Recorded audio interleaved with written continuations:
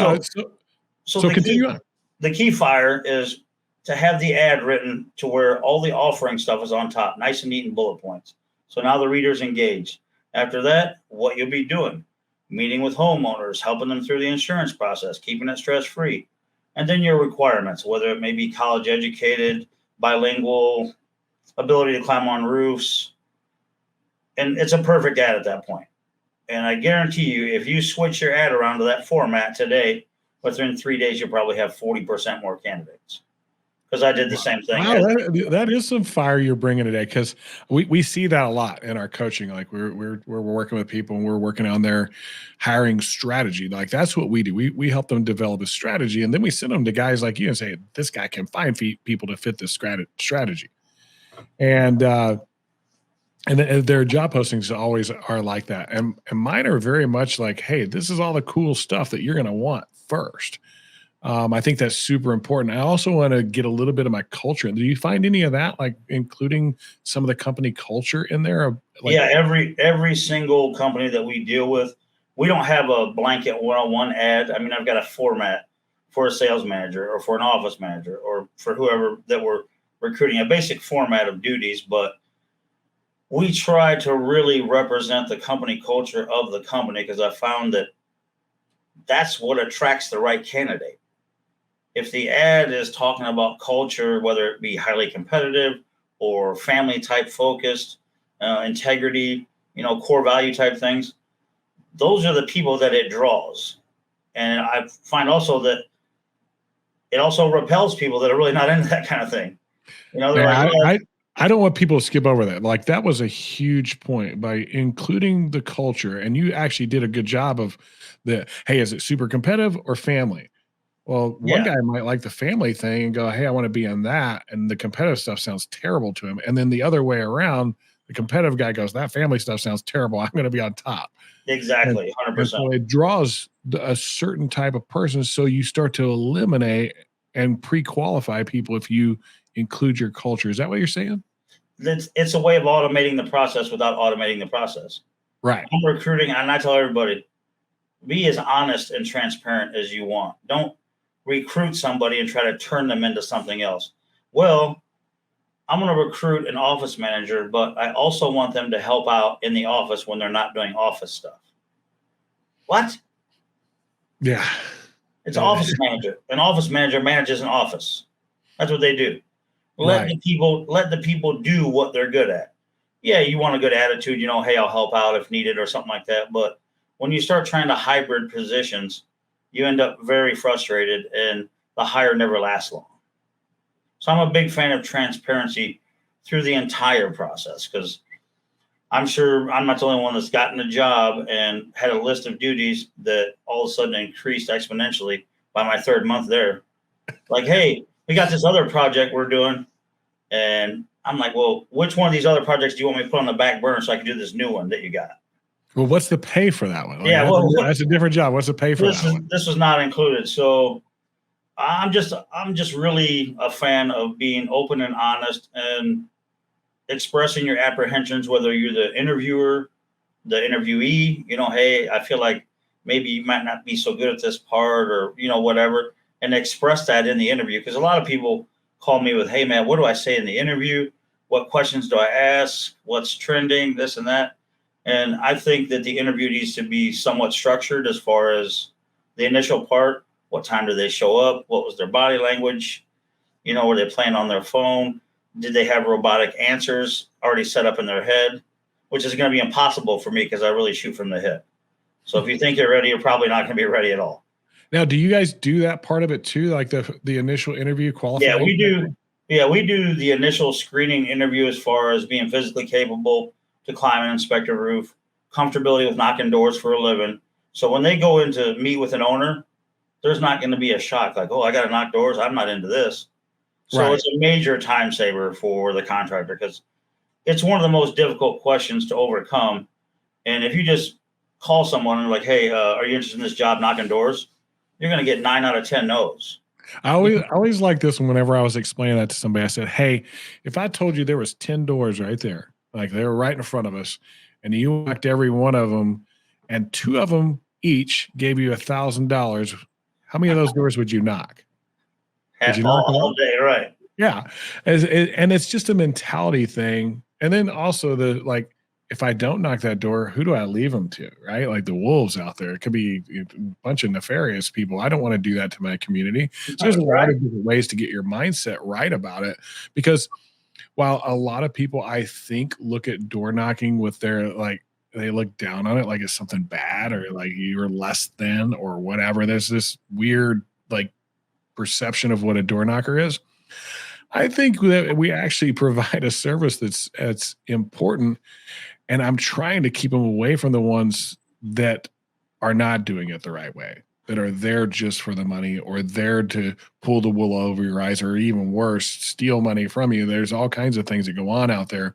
If Right. we can get out there and inform the homeowner, educate the homeowner, and do things right, we're actually doing the wrong thing. It seems bad to me. Hey, why would I not go knock the door?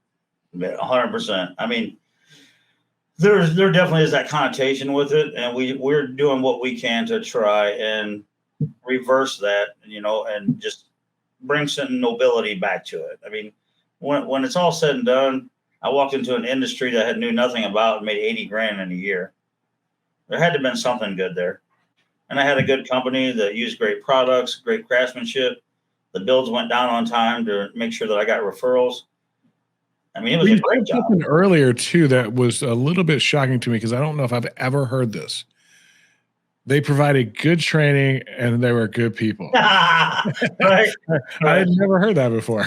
That's what makes my job. That's what makes my job easy, because we align ourselves with people that had that kind of training, people that use Chuck, people that use you, right? People that are trying to level their business up and do things, at the top of the heap. It makes it easier for me to recruit. I have a question about that. Do you interview the contractors that come to you to learn more about their culture? So the person that you're talking to out there, you can go, hey, good fit, right? Absolutely. Because this is one of the things, and I don't mention names or anything, but this something I've noticed about recruiters in this industry, they can recruit people. It's not hard. You and I talked about this before the show. Recruiting is simply marketing and sales. I run the ads that get a response. I get the response. My job is to sell them on the idea of coming in and hiring. So that's the sale. That's the close. The problem with most recruiters that I see is that they don't care about the culture. It's like, do you want the job? Can you make it? Okay, good. I'm going to put you with this guy. And they just put them and it's instant, like a car wreck. This guy's uber competitive and he puts them in a family culture. Exactly. And it's just a car wreck right away, especially when you get into a leadership position, like a sales manager or something like that. You're one way over here, all, hey, hugging each other, kumbaya and stuff like that. And this guy comes walking, he's like, all right, let's go. We're going to get it and we're going to bust tail today. Like everybody's going, what the heck is that? Right. So do you do that with your clients? Do some kind of interview process to make sure that you get, hey, okay, if I get this kind of guy, I got to go there. But we have what's called a scoping call. So initially clients will reach out to me through the website or Facebook Messenger. I get a lot from the roofing industry through Messenger. And I'll do an initial call and find out what they're looking for. What market are they in? How many people do they need? Is it a backfill position? That kind of thing. And then I go start looking for data in their market, because if not, I'm just doing what's called a post and pray, which is basically post the ad and pray the right people get in there. I don't remember that. I'm stealing that from you. That's a good one. I do not do that. I go in and look in the market. I look for currently updated resumes that will match the profile of the client that I'm talking with. And at that point, once I find the data and it looks like that we've got a really good chance of filling the position, then we have what's called a scoping call, where we talk about how many years they've been in business, look at their Glassdoor reviews, just things like that. What's their core values, company culture? Is the building tucked behind a Taco Bell so the candidates can find it easy? Is there a passcode to the door? We literally cover everything that's ever happened in a recruiting campaign on that scoping call, so that once we launch this ad, we can spend 100% of our energy doing nothing but recruiting. And I've definitely, through the scoping call, there's clients that I found out were not going to be a good fit through the scoping call. So at that point, I just advise them on what I would do to fulfill the hiring needs, but I'm not the one that's going to be able to do it for you. You sound like us. We don't work with everybody. You're either you either understand the hard work that it's going to take to build this dream business that you want, that's a well-oiled machine and runs like clockwork and just spits out money for you, or you think there's some kind of silver bullet to it. If you think there's a silver bullet to it, we're going to pull some kind of magic trick. Probably not the right people to be working with. I'll tell you the silver bullet. The silver bullet is message your candidates on Friday, message them on Saturday, message them on Sunday. So Monday morning, when you open your email, you've got a full email full of interested parties. If not, that's because that's when they have time to actually respond, right? Yeah, well, I don't want to set myself up to be cold calling people on a Monday saying, hey, this is so-and-so from Colorado Roofing, or are you still interested in this job? I'm testing people over the weekend to see if they do have a real interest level. If so, I let them know. I'll be reaching out Monday and Tuesday to discuss your qualifications and have a conversation. And if that warrants an interview, then we'll go ahead and schedule the interview at that time. So people hear the words interview and they're like, okay, this guy's serious. And that's probably that's a good little gold nugget right there. I'm telling you, it could take you 20 minutes of work on Saturday. Sit down, go through the candidates, make sure there's nobody you need to reject. Because I don't like inviting to people that I know I eventually won't hire. So I take the time and scan through the resume, make sure they have a driver's license and the basics that we're going to need, sales or customer service in their background. Then I message them Saturday, 20 minutes, Sunday, same thing. That saves me probably 6 hours. Because if I have a recruiter, and I've had them before, to try to start cold on a Monday versus one that's been messaging all weekend, I'll have 3 times the appointment set with the person that set themselves up for success. And it's so easy, 20 minutes.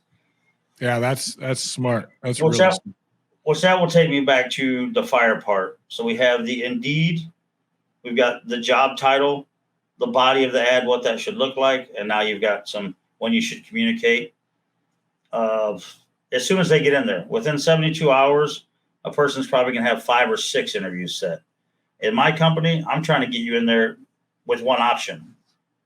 You want to go work for Jim? Okay, here's an interview Tuesday. You're in there. So when you present your option to them, they don't have 4 or 5 other deals or interviews set that they got to think about. I like Jim. I like this company. I want to work here. I'm qualified. Let's go.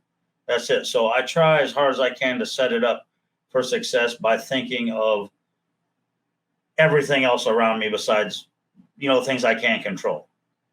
Right. Write a good ad, put it in a good spot, have a good recruiter that's not monotone and talking like the dry eyes guy. Be excited, work with exciting companies, and that's pretty much easy. That's my philosophy. But the real fire that I'll save you is if you're using Indeed will have a recommended budget. There's 2 ways to sponsor an ad. Well, actually 3. One is free organic traffic. I don't recommend that unless it's a position that doesn't have any urgency to fill. They'll give you a little bit of traffic to let you see that it works, and then you'll end up paying for traffic anyway. So just pay for the traffic. You mean they're in it to make money? That seems it's so weird how they do it. Just reel you in. But you start where you can either do it by the resume, which is a good one for a person that has the time to monitor the resumes. The resume looks good to you. You want to pursue the candidate, then you go ahead and do that, and they charge you for the resume. If not, you reject the resume. There's no charge. The caveat with that one is you need to have somebody, on post at all times. Otherwise, you get 10 or 15 resumes in there that are $15-20 a piece. Next thing you know, you're looking at a pretty big bill. Pretty big bill and pretty time consuming, it sounds like. Absolutely. But the biggest secret that I'll give away is Indeed will have a recommended budget. Let's say, for instance, Colorado.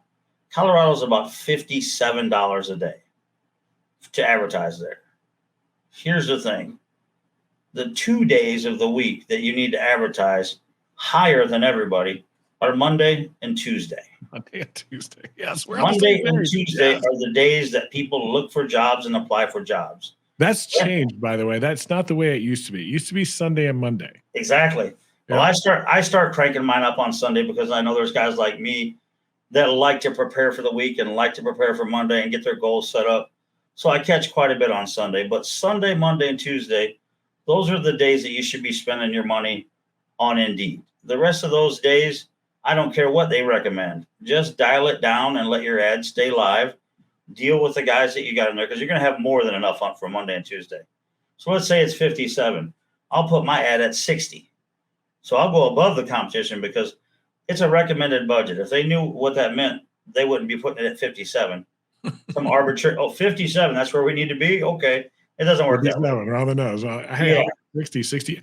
I mean, seriously, for the extra pennies of what it really is to your full recruiting budget, to be the one getting the first ones up all day long, I wouldn't even think twice about it. All day. You raise it up on Sunday, drop it down on Tuesday, because that will keep it live to where the candidates can go back and refer to the ad, the ones that are coming to interview later in the week. But Wednesday, people are thinking about Thursday. Thursday, people are thinking about Friday. Friday, people are ready to go home. This thing is something that every contractor should have. It's CompanyCam. It is the one piece of software every home service contractor should use to document their jobs. Every picture you ever take is associated to the address you took it. It's like Instagram for every project that you have. Give a link to the homeowner and share it to them while you're doing your inspection and win more sales. If you want to find out more about CompanyCam, check the description below. Save a few bucks by following our link.